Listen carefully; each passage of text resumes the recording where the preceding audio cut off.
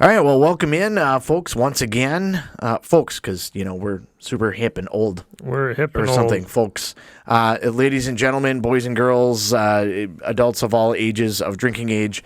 And I suppose if you're younger, maybe you're just learning the ropes of beer for future reference. Well, what is drinking age? It depends on the country. And That's for true. all these listeners out in other countries, some of them drink at 16, 15 years old.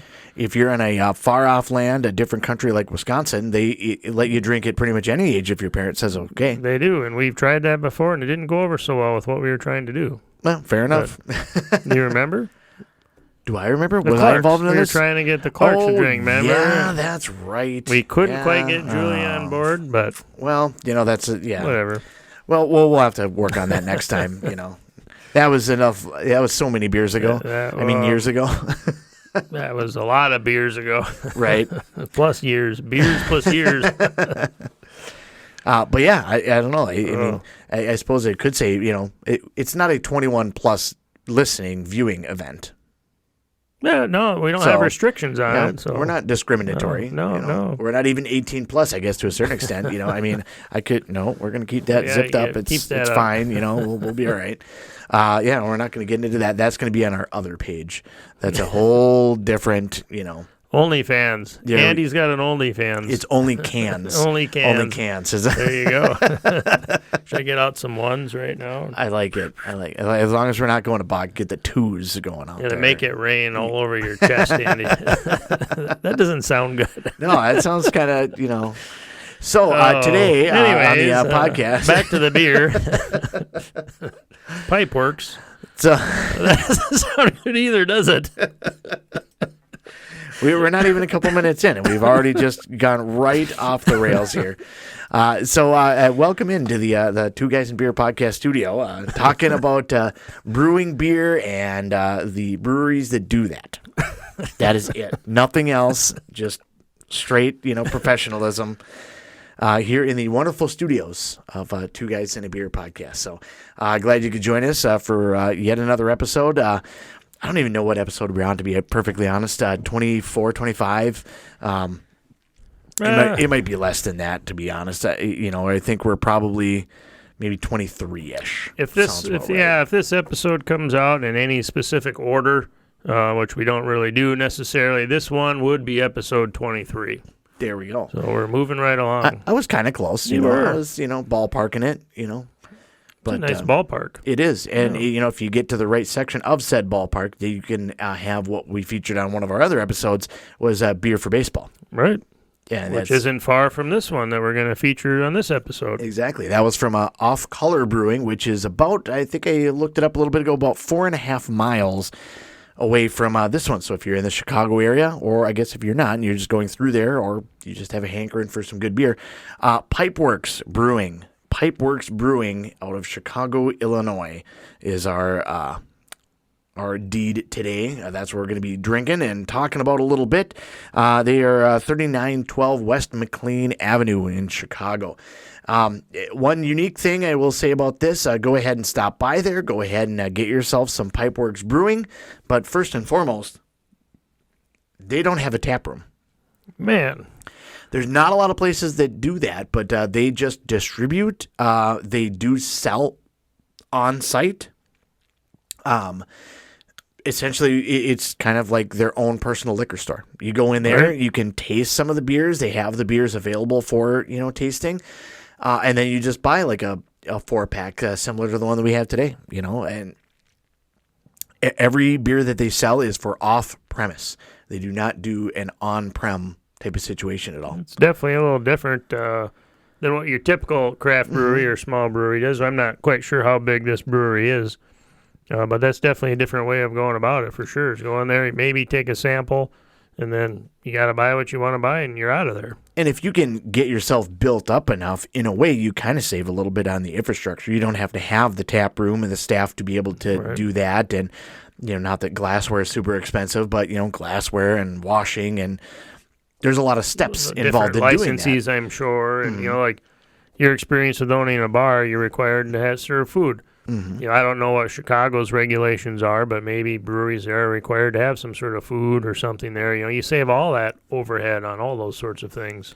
And if you're going to have something like this, I mean, I'm not making a comparison because obviously size is much different, but you don't see like a Coors Light or Miller Lite having a tap room. I think maybe you might be able to taste some of them in Milwaukee. I guess I'm not 100% sure. But you don't see that they're not a microbrewery kind of deal. It's more of they're already well known and established. You can get it at any liquor store anywhere. They don't feel the need to have just the Coors Light ballroom or something like that. Right. I wonder if Miller has a tap room. We took that tour out there at one time. We did. And I remember at the end we got to sample at the end, but I don't think you can go there to drink. I think it's after the tour you drink. Part of the tour. But you can hang out for a minute and drink a few different of their offerings, but I don't think you can go there to drink.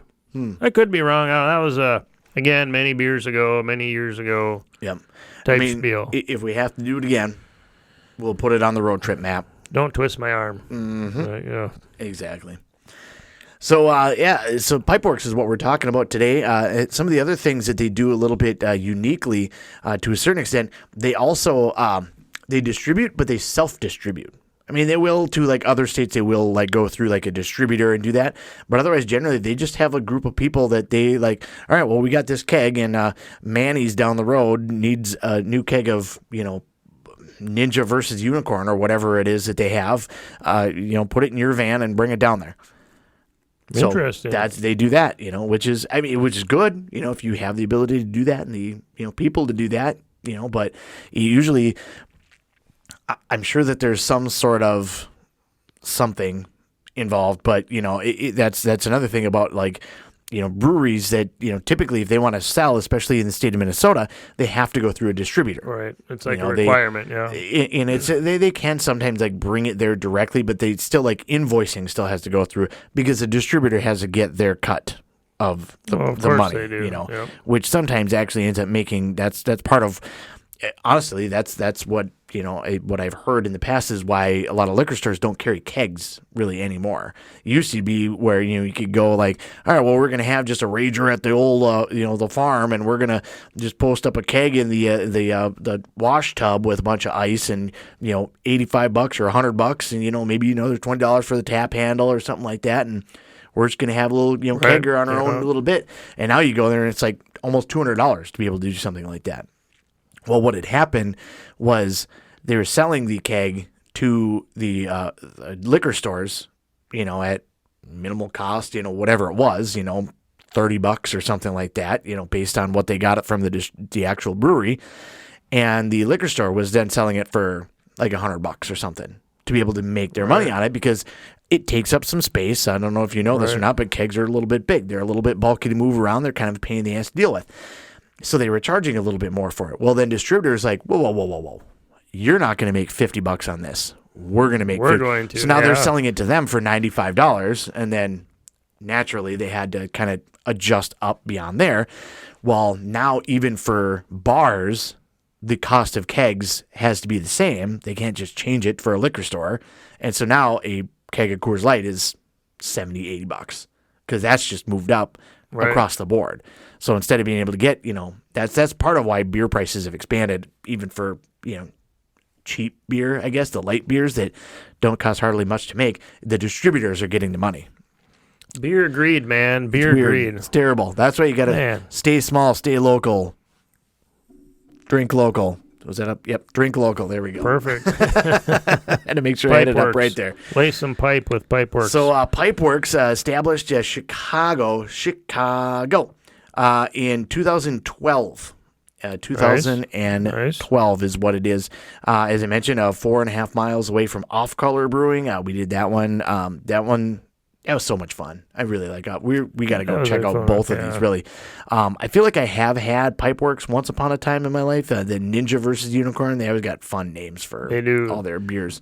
They have a lot of interesting names, and it's quite the list, too. I don't know if you have it pulled up there or if you looked at it, but they have a long list of beer. Trying to look through it a little bit, but I haven't seen all of them just yet. But the ones the Unicorn is what we're doing today, which is a single IPA. The Ninja versus Unicorn is a double IPA. Right. And I'm always Mini unicorn. I'm always in for a diaper.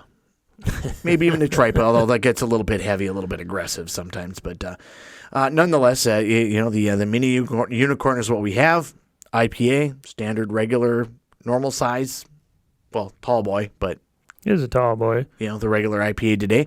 That's what we're doing. But Pipeworks is mentioned 2012 by friends that shared a dream of crafting quality and creative beers. Well, they definitely have creative in there with a name like Mini Unicorn. That's for sure.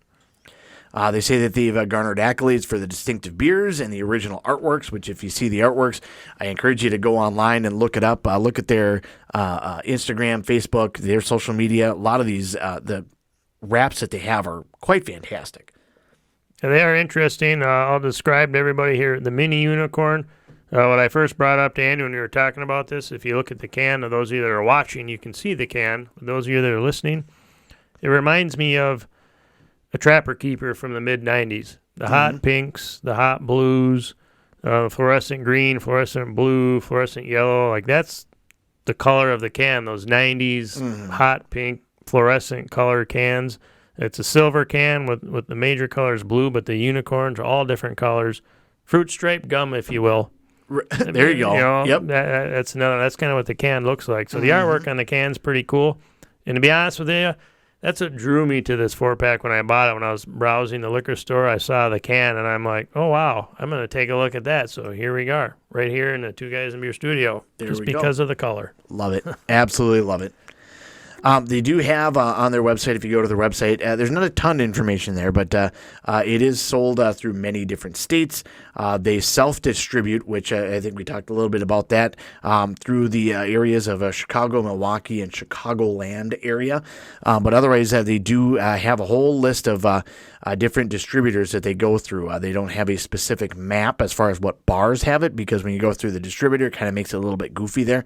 But they do have a list there of the states that they go to. In Minnesota, they go through a Clear River Beverage, which is not one that I'm familiar with personally, but that's fine. I don't own a bar anymore, so I don't have to worry about things like that so much anymore.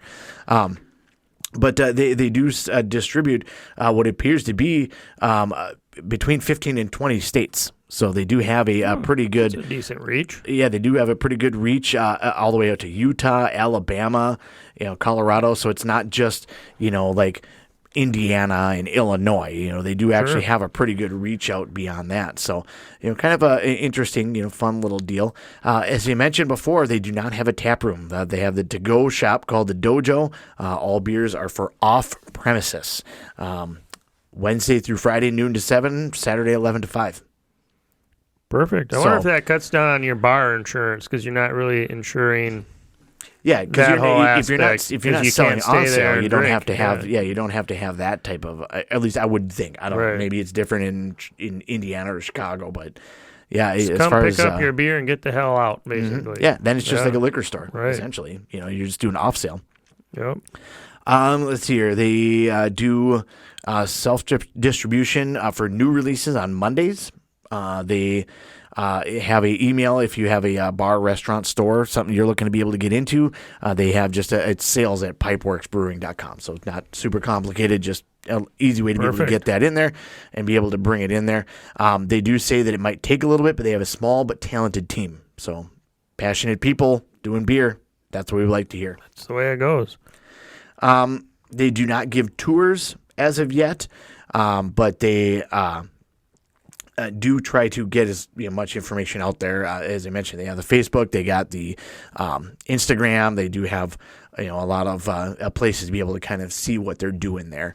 They do not ship beer as well. Technically, I don't think you're really supposed to do that, even though people do generally through the mail. Yeah, but that's neither here or there. Yeah, that's a whole different thing. But they do sometimes. You can email them if you have questions about potentially being involved in a fundraiser. So maybe they would donate some beer for a fundraiser. I would like to have a fundraiser for my thirst. That is a great fundraiser.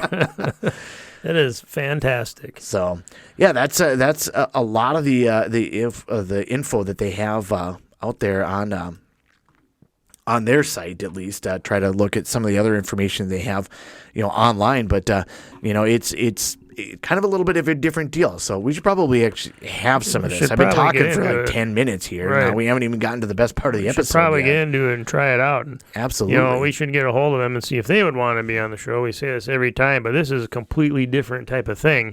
Not having a tap room and stuff. Just buy it and go. So it'd be interesting to hear their story, why they chose to do that, and how that all came about. See kind of what the mindset is and what the thought process. Absolutely. But in the meantime, shall we? We probably shall. We should try some mini unicorn. Thank you, sir. Oh, you bet. Yeah, it does have. It's almost like all the stickers that you would get on like the old the books. Scratch and sniff. Yeah, like all sorts of things like that. I'm not going to try that Sticker just books. yet. But you don't want to scratch and sniff? Nope. Yeah, it's an India Pale Ale. So Citra, Simcoe, Mosaic, and Amarillo hops. 5%. Here we go. All right, here we are. Oh, yeah. Oh, I love it. Every time. Love it. Yeah, it's a fun can. Stuff all over the place. It looks like just like, It's a very fun can. Like you get that sticker book for your kids and they put it all over the dang place and whatever. Yeah. Not I don't have kids, but I've heard tell. My dogs don't put a whole lot of stickers all over. So, all right, first sips Give it here. a shot.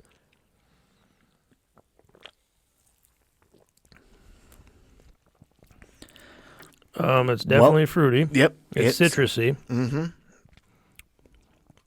I was going to say it's real heavy on hops, but it's like you get a fair amount, like I feel like I get a fair amount like right away, but then it kind of drifts off into like kind of the fruity tastes after that. Yeah, you do get the bitterness right away for sure. It does get to the fruity taste, the citrusy, almost kind of like a grapefruit taste maybe there at the end. Kind of smooths it out, I guess, in a way. It's kind of dry. I think it's kind of a dry but light, light body type. And then the finish is maybe somewhat bitter, but more citrusy, I think, at the finish. I think that the lawnmower scale, maybe one while doing it, maybe one afterwards, but I don't know that I'd have like a 6-pack of them or anything throughout the course of the afternoon. I mean, it's very good. I don't want to say it's not good. It is very good, but just from the way that it tastes, it's got some heaviness to it a little bit. It's got some hops to it. It's got some good flavor to it. Yeah, but it definitely has some. It does have good flavor. I don't know if I would drink a lot of this mowing lawn, but because that's just not my style for that type of drinking. But for a pale ale, it's super light. Mm-hmm. I think of a pale ale as typically more hoppy than this one is, or more of a darker beer, or more of a heavy beer. This one's kind of like a light, crisp, citrus pale ale, essentially. So you could pound for if this is your style of beer. Yep. For absolutely, sure. absolutely. Yeah. And I guess that's kind of why I say I could probably do one or two, instead of just one. You get like a dragon's milk, and like I'm not even mowing lawn when I'm going to have one of those. That's just going to be that, and that's going to be the end of it. But yeah, this is something. I mean, you could definitely have a couple. This is definitely different. How it's got the hops to the citrus and the fruity. Like, I think that's really cool about this beer. Actually, like the beginning, middle, and end of your taste. Like it really is. It really changes from 1, 2, and 3. It's almost like you can feel where it goes through, because like I said, mentally I was going to say, well, it's definitely an IPA, but by the time I swallowed it and was going to start talking, it's completely different. I was like, oh, well, it's not quite. It's almost like that candy Lick-O-Made. You have those white chalky candy sticks, and you dip it in the powder and you eat it. Well, they had the different. Did you ever use the stick? No, you just eat the stick. Yeah, exactly. Yeah, the stick is better than the powder. But they had the flavor changing powder, if you remember. Yep. You'd put it on your tongue, it would taste great, but by the time you swallowed it, it was cherry. This beer reminds me of that a lot. It starts with a bitter hoppiness, but not very bitter. Kind of a light bitter, and then gets sweet and grapefruity, and kind of at the end. That's what I it can reminds see that. me Yeah, of. Yeah, absolutely. Yeah, I like it. It does have that transition. Is a very interesting transition, and I mean it gets into like how you brew it and what you're using, obviously, but it is kind of interesting to have that kind of different change within the same sip. Sometimes it's the first third of the beer will taste a certain way, but then your mouth feel kind of changes a little bit, but this one is just right from sip one is like bam, but then settles in right away. So it's very interesting. I like it. Pipeworks, hats off to you. Yeah. Maybe I'll come to the dojo and or go to a liquor store here. But it'd be fun to go down there. Like you said, try to connect with them, see if we can't kind of get their mindset on that. Any road trip's worth it at the spur of the moment. If we're going to Chicago tomorrow to dojo it up at Pipeworks, then I guess we're going to Chicago tomorrow. We got to do what we got to do. Really, we actually have to work tomorrow, but I don't know, next weekend, the weekend after. But you're gone, but yeah, that's true. We can figure something out. I'm sure we'll figure it out. Absolutely. I'll skip baseball or something. I don't know. Sorry, guys, can't be there. Got to go. Right.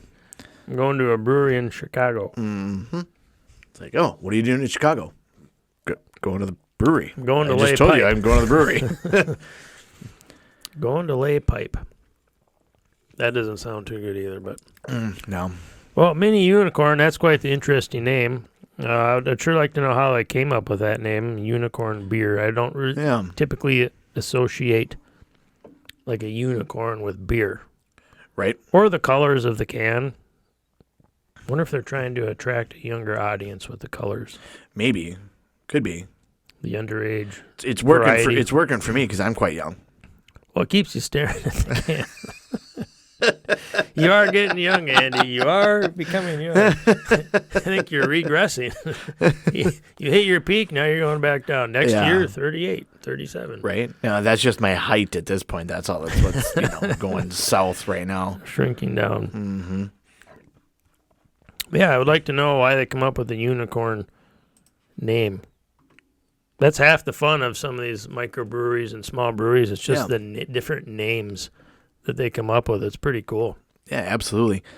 And I'm sure that they probably have an idea of, where they're coming up coming up with the ideas or why or whatever. But that's something, like I said, we'll have to try to see if we can get them on the podcast, be able to talk about it a little bit and see kind of what they have to say about it. Yeah. Where their inspiration comes from. Yeah, it would be interesting. Well, I got a few things about unicorns. I actually had to do some research about this because I thought it'd be interesting to find some facts or tales or whatever you want to call them about unicorns. Mm-hmm. There we go. I like it. I don't know anything about unicorns. I think I've seen them on TV. They're like a narwhal horse. Exactly. The narwhal, which of course would be a whale. But they got the horn, it's kind of the same, Which actually a lot of things, and I was reading about unicorns on the internet to share with all of you, a lot of like the old writings of them, people thought they would see a narwhal or a rhinoceros or something, and they would equate that with unicorns and their descriptions of them. I didn't bring any of those interesting tidbits with me, but that you brought up narwhal, a lot of the old, like BC, medieval type times, kings and queens, that's what they would equate with unicorns, is those particular animals, and narwhal and rhinoceros and things like anything with one horn. Interesting. And since we're talking about medieval, we'll continue on with that. So one of the big myths and things about unicorns that's widely believed is the horns had magical powers. Not necessarily that was their magical powers, but they would cure things like disease and poison and this and that. So if you were full of disease, Andy, I would stick you with my horn, and you you would be cured.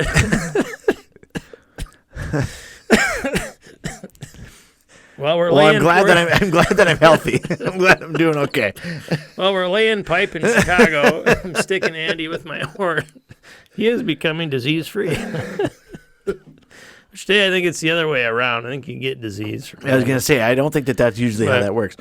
So, but for unicorn purposes, back in medieval times and even the unicorn lore, if you stuck somebody with a unicorn horn, it would cure disease, rid your body of poisons and things like that. So King James, back in those times, I don't know which one, 1, 2, or 3, 10, 20, I don't know. One of the King Jameses once poisoned one of his servants just to see if the horn that he was given was an authentic unicorn horn. I'm guessing it wasn't.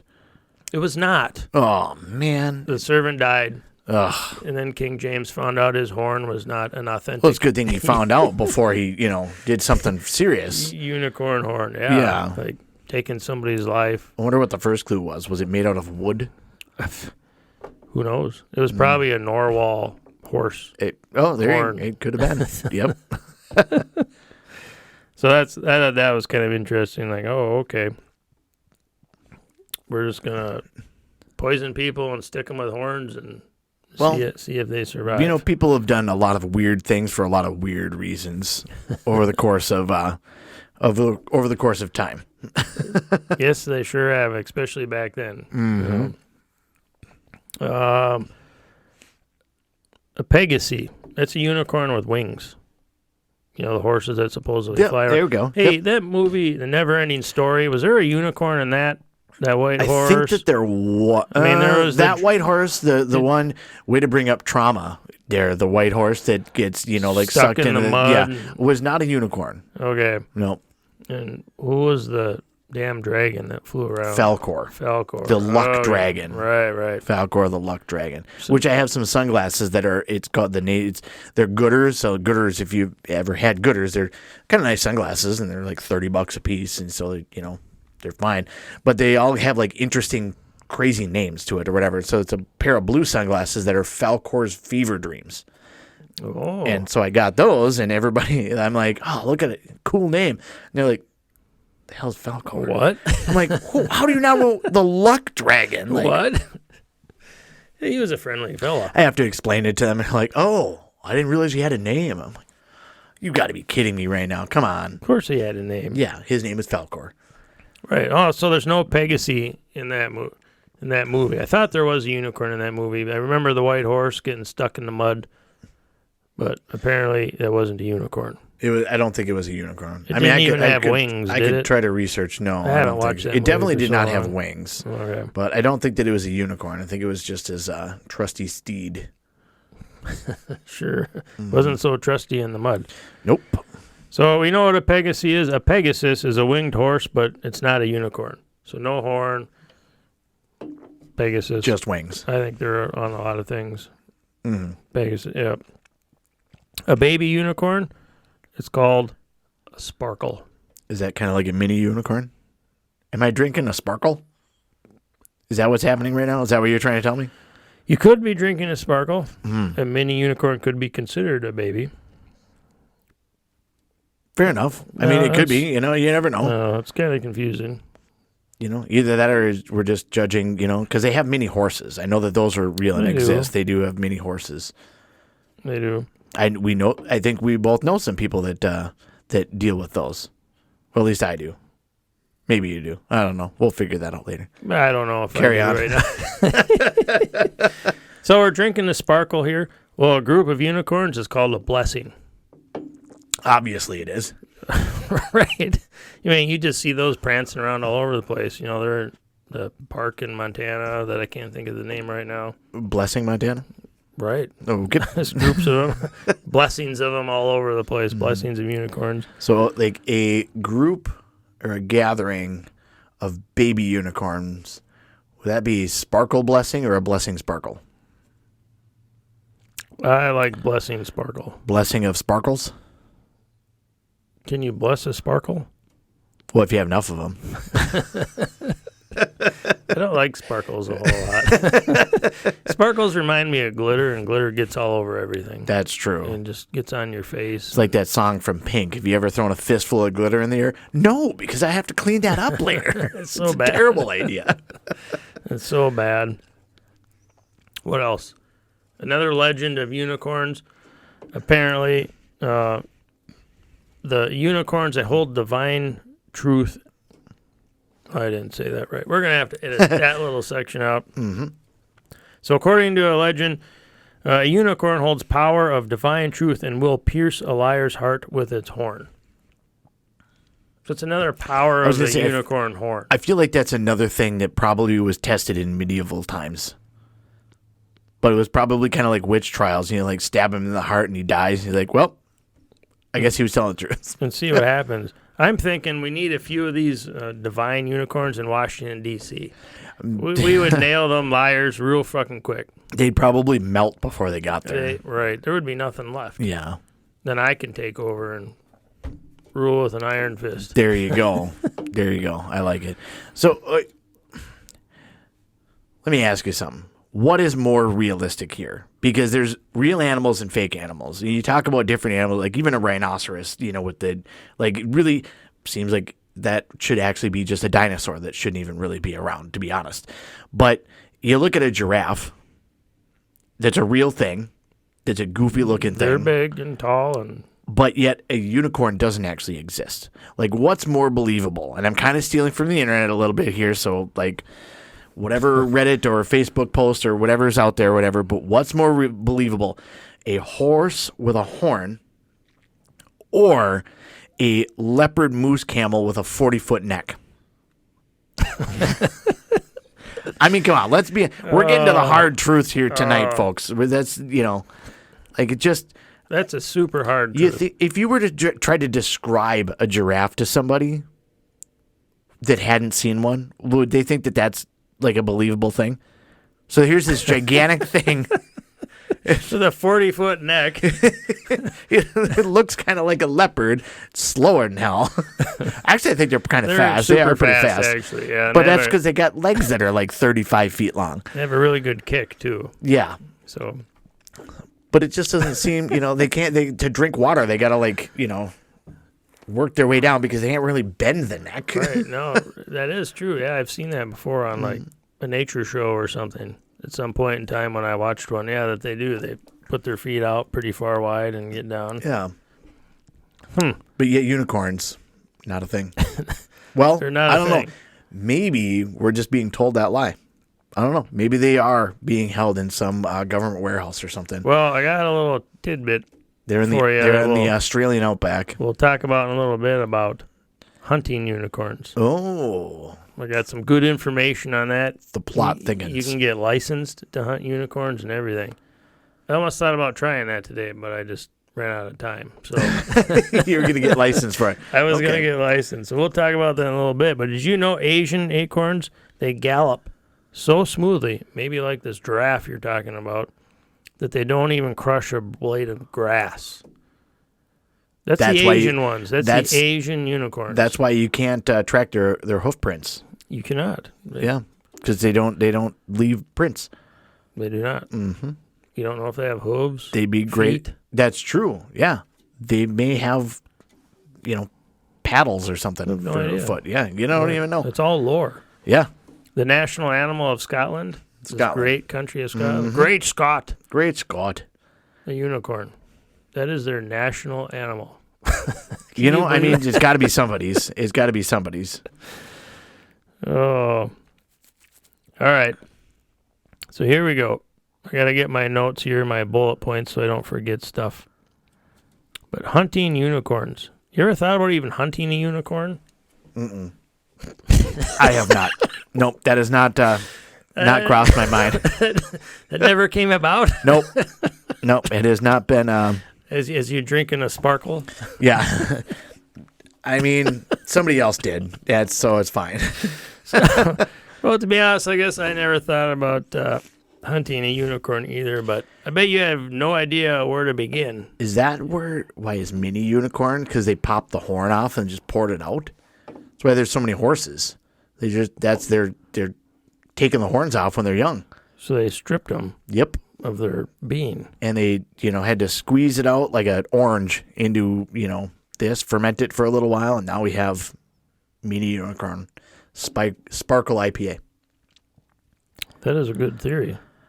We've talked about this before, that when you get a good solid beer or two in, that's when the great ideas, the best ideas start flowing the forth. myths and the legends and the lore just come up. Exactly.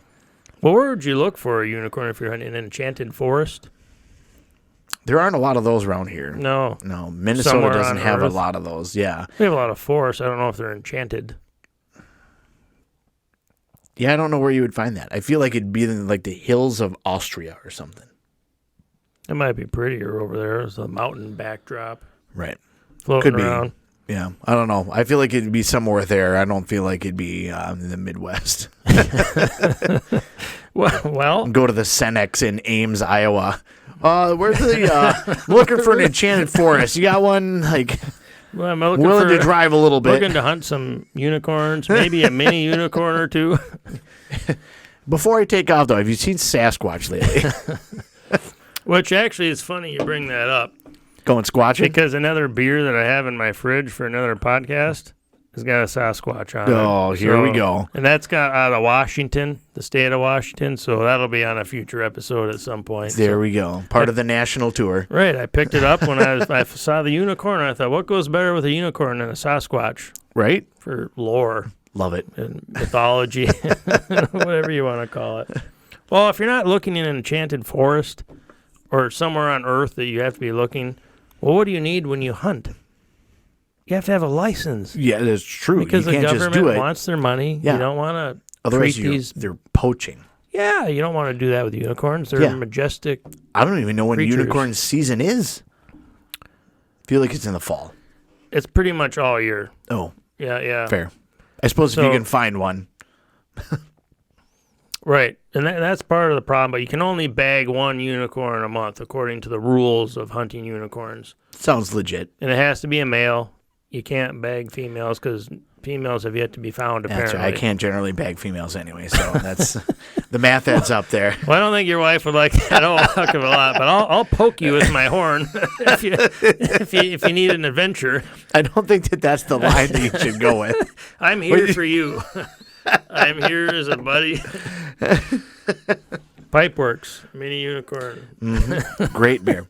So you need a license to hunt stuff because, the government likes to steal our money, take our taxes 8 times, take more money. Well, Lake Superior State University in Sault Ste. Marie in Michigan. Oh, I was the going to UP say, I feel like that's in Duluth. Well, Lake Superior is over there. That's Sault Ste. true. Marie. It's yeah. a big I lake. thought I was kind of half right. But they will issue you a quest permit to go hunt unicorns. They don't call them hunting unicorns anymore because we don't want to call it that. So now it's called questing. A quest. For unicorns. So you go on a quest. Who doesn't want to go on a grand quest? But they'll grant you a unicorn quest permit. And thus, your adventure begins. I'm going on an adventure. So there's this instructor at this college that came up with this. His name is Bill Rabe. He had a couple other English professors with him there that founded this whole ordeal, the Department of Natural Unicorns of the Unicorn Hunters, now called the Unicorn Questers. This was actually founded in a college, Lake Superior State University in Sault Ste. Marie, around the early 1970s is when this whole thing kicked off. So I'm all for, especially from, I feel like educational locations, colleges, universities, things of that, throwing a little bit of extra money at certain things because you can create a little division of whatever to we're going to look at something that people haven't researched ever and now we have come up with. You're probably throwing away a lot of the money, but at the same time you come up with we have now cured polio or something. I don't know if that was a thing for there, but you know what I'm saying? You research development and things like that. Instead of doing it big business, you do it educational wise. Maybe it's a little cheaper or something. I don't know, but I like the idea of that. But when you start drifting off into mythological animals at a university, that's when you start. Even from that standpoint, I guess to a certain extent, you can get a degree in Roman. Or not Roman mythology, Greek mythology. Sure. You know what I mean? It's mythology. mythology. Mythology. So it's mythological, not real. Right. Greek gods. So in theory, I guess, it's kind of the same kind of bit. So Well, I guess if you're interested in that stuff, Yeah. if you want to spend $20,000 a year learning it, well, I mean, more that's power to really you. what it is. The fine arts degrees, a lot of them, don't tend to go a lot of places. Right. Except for if you get to be really good at it, then you end up being a professor and then you make a lot of money You doing sure it. do. That's really the true trick that people have been able to pull off. It sure is. Probably just like, this unicorn organization that they founded. The organization does make it clear that they don't condone violence or killing of the unicorns because they are mythical beasts. So they don't condone it, but they founded an organization to do that. Quest. So I don't know. Kind of a... So do they have conservation efforts or repopulation? Do they have ways to preserve? Not that I'm aware of. Nothing I could read on their website. If you go to this college's website, you can find all the information on it there. There's rules. There's words you can say, words you can't say. There's words you can't say? Yep, because I'm always in for words you can't say. they're banned unicorn hunting words of 20. They change every year. 2025. I didn't have any of them here, but wait, you can't say them while you're hunting, or you can't say them generally and get a license while you're questing. While you're questing. That's right. We're questing. We're not hunting unicorns. We're questing unicorns. They do advise that all the questers bring a pair of pinking shears and a flask of cognac. You might need a few flasks of cognac if you're going to go around hunting for unicorns. I'm not really sure what pinking shears are, but cognac I'm familiar with. I know that surprises you. Really? Whoa. I had no Breaking idea. news. This just in. I had no idea. Two Guys at a Beer podcast have learned. Well, like I said earlier, they've been giving permits since the early 70s. But the license, though, when you get a license to go quest for unicorns, they don't actually allow you the use of any weapons except for rubber-tipped arrows during October's annual Bow and Arrow Week. So no weapons, no violence. So I don't know how you're supposed to bag your one male unicorn a month, but... You wrestle them down, you stab them with their own horn. Which, would would that even work? Because that would heal them. How would you, you'd snap their neck when you do that. Can they bring themselves back to life? Well, if you stab them with a horn, that's restorative. But if they're dead, does their horn have power? That's a great point. We're going to have to research this. I wonder if the Unicorn Society of America mini unicorn. What's real interesting is originally the licenses had to be physically mailed to the applicants, which is interesting enough. The guy that founded this with those English professors, he used his kids during summer vacation to stuff envelopes and send out these licenses. Dad, what are we doing? Making money, son, making money. Fooling silly Americans. So one of his sons, I think if I remember correctly, his son's name was James. He said every time his dad was in any sort of media, the newspaper, a local television, local radio or something, they would get hundreds of requests a week to get these unicorn licenses sent out. So his kids were spending summer break in school stuffing envelopes full of unicorn licenses. So it's bad enough that now you're spending your summer break stuffing envelopes.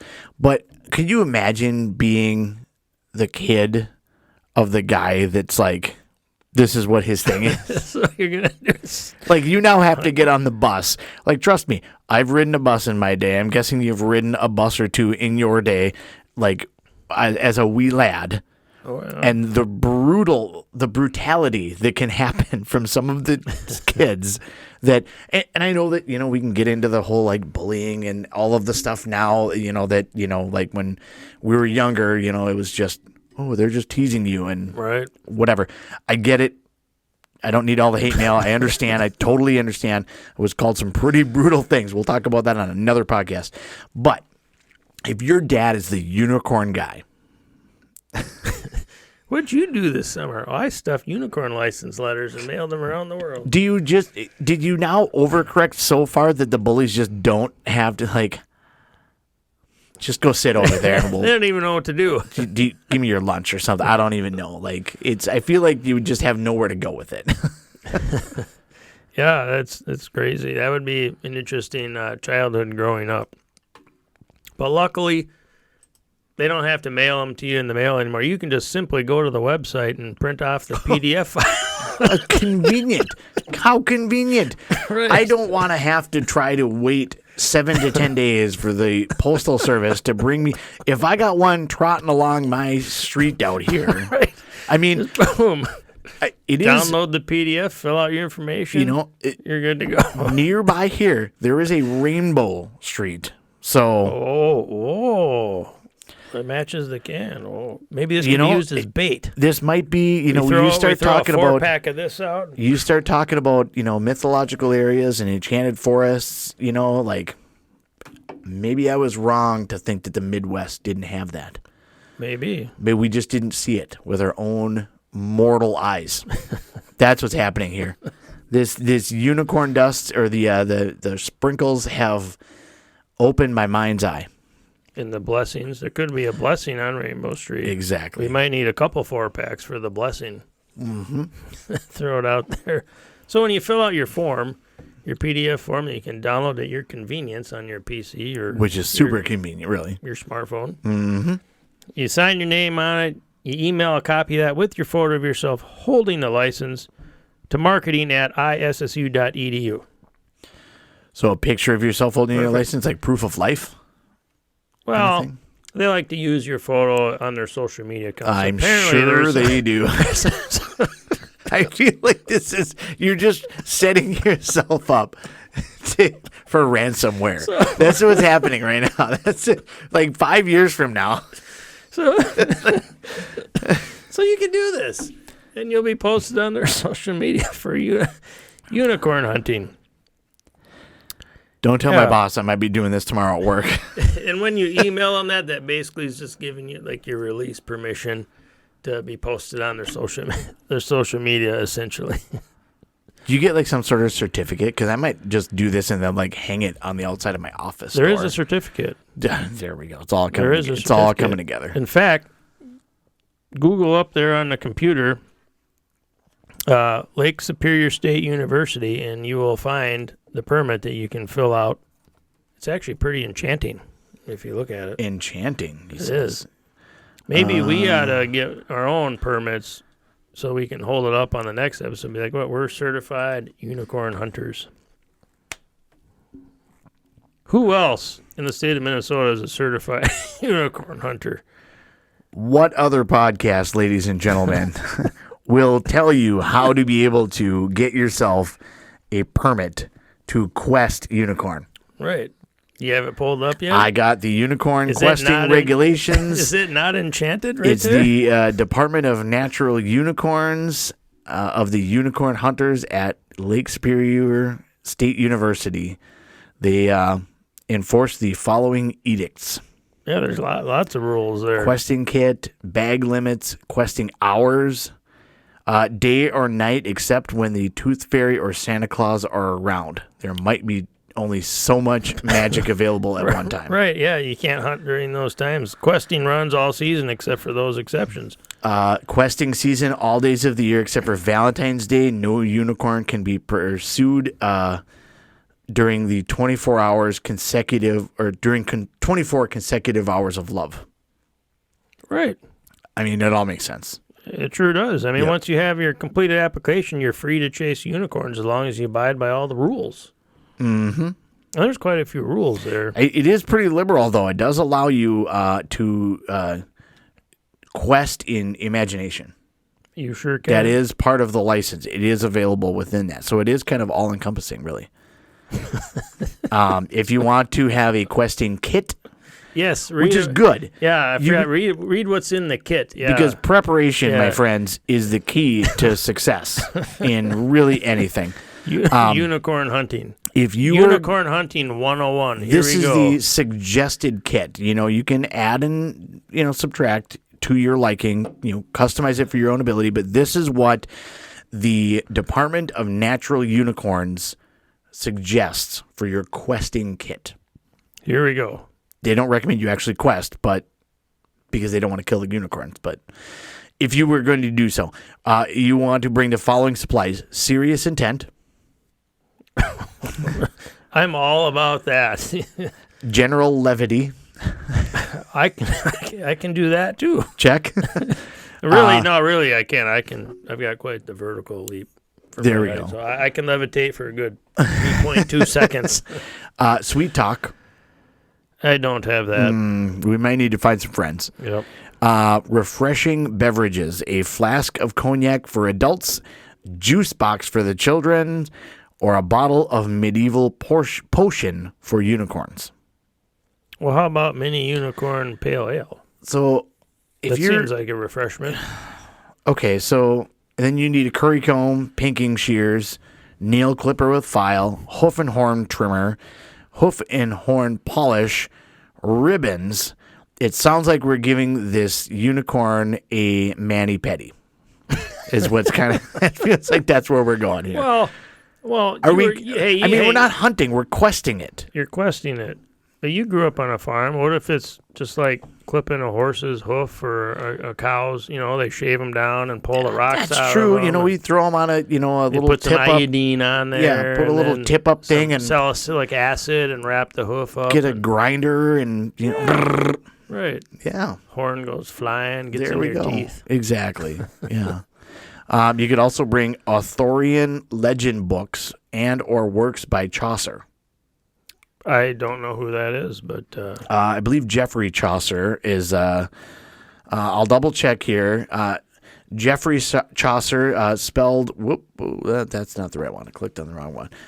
Chaucer is a Geoffrey Chaucer with a G, one of those Geoff.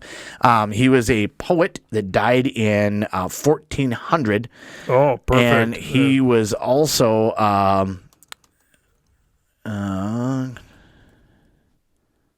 He was also the what do you call it? The talking guy in A Knight's Tale. The movie A Knight's Tale. With Heath Ledger. With Heath Ledger. He was the guy that they found on the side of the road that was walking naked. That was a poet that could make up. Got it. Got it. He called himself Perfect. Geoffrey Chaucer. So he was Geoffrey Chaucer in that one. So. Wow. Yeah, works and Dude, legend we're coming books. full circle now. Exactly. Full We're circle. getting right there. Yep. And then optional, they say you can bring iambic pentameter. Where do I get one of those? Is that next to the flux capacitor down at the tool rental shop? For those that don't know, and I don't know exactly what it means. I know I've heard the phrase before. Because of the West Wing. They talked about it on there at one point in time. But it is a type of metric line used in English poetry and verse drama. The term describes the rhythm, meter, established words in each line, and the way that it's a phrase, the way phrases are built. It's a structure of a poem. Perfect. So my least knowledgeable subject of all life, because I hated English, so I had no clue of any of that. So I can't go buy that down at the tool rental shop then.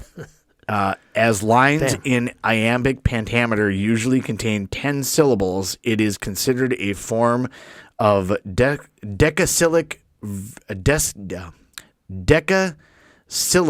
verse. Perfect. Easy for you to say. Yep. Yeah. So yeah, that's I mean what they were describing in the show that I was watching in the West Wing, was definitely like it was hard to track what she was saying. So I was like, what in the world? Why is she talking like that?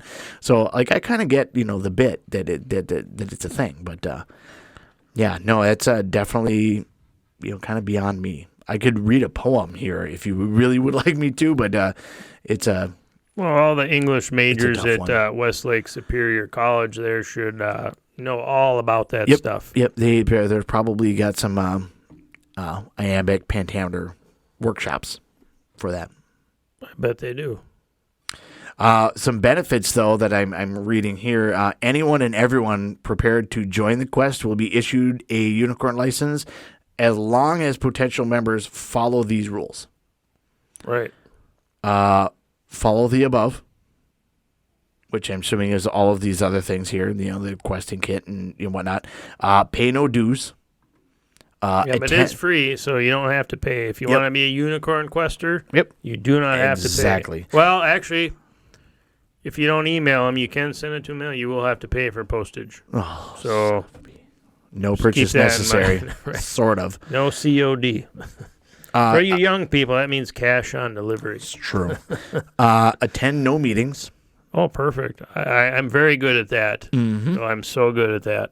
Are nice to people and unicorns alike. So nobody that has gone into a retail establishment in the last 20 years is allowed to be a part of this.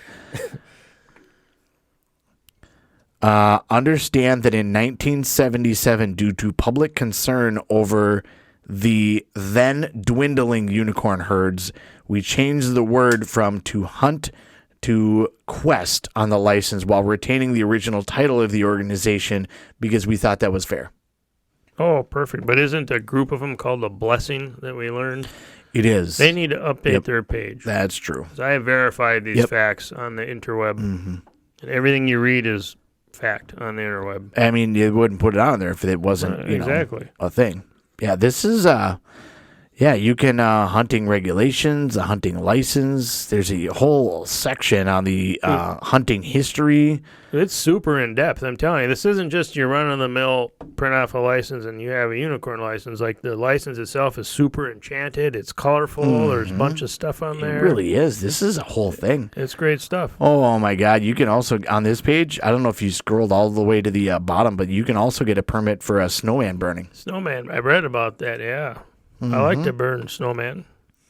I've never burned one before, but I read a little bit about that, and it's like paper snowman that they light up on fire in the middle of winter. So it's not a real snowman that's burning, but whatever. Oh, I like this.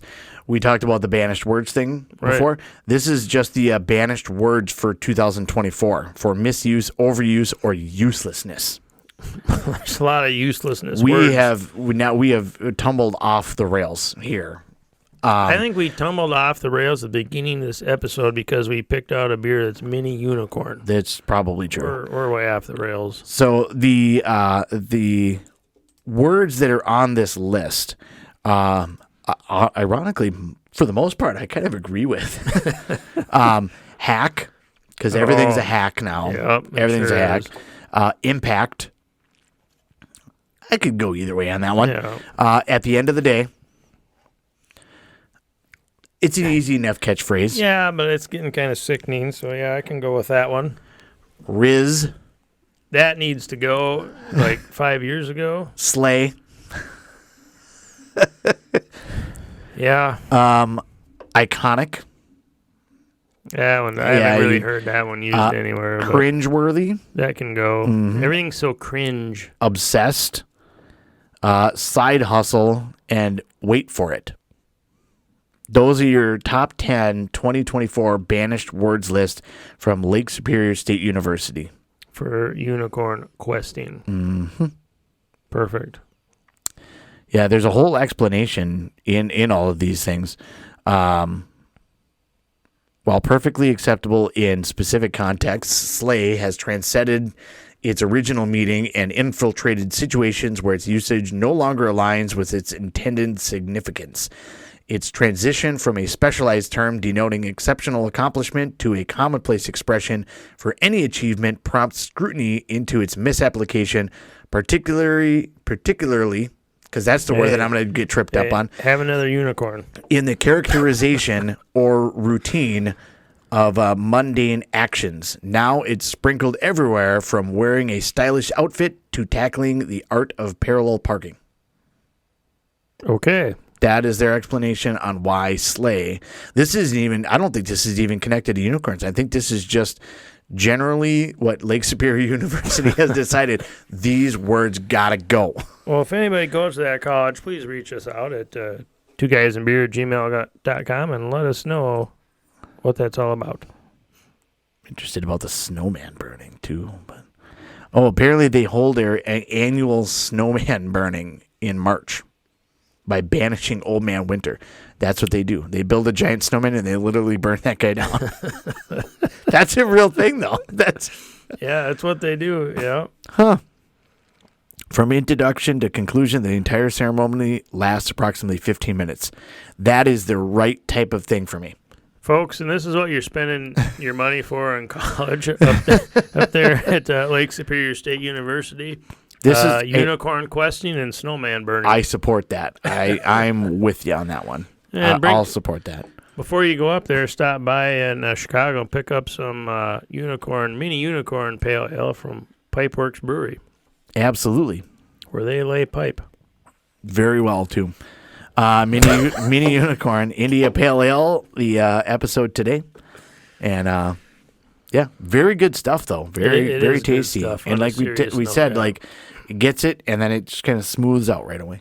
It is very good beer. Yeah, it's got different flavors at different times when you drink it. I do recommend it. It's good. I would drink it again. We've made a lot of fun, a lot of jokes about unicorns and the flavor and stuff, but Pipeworks Brewing in Chicago, if any of their other beers are like this, they definitely know what they're doing something a little different, real good beer. And I hope when we reach out to them, I hope to hear back from them at some point in time. And absolutely. We can talk to them. So yeah. Mini Unicorn Pale Ale. Cheers. Cheers. Cheers.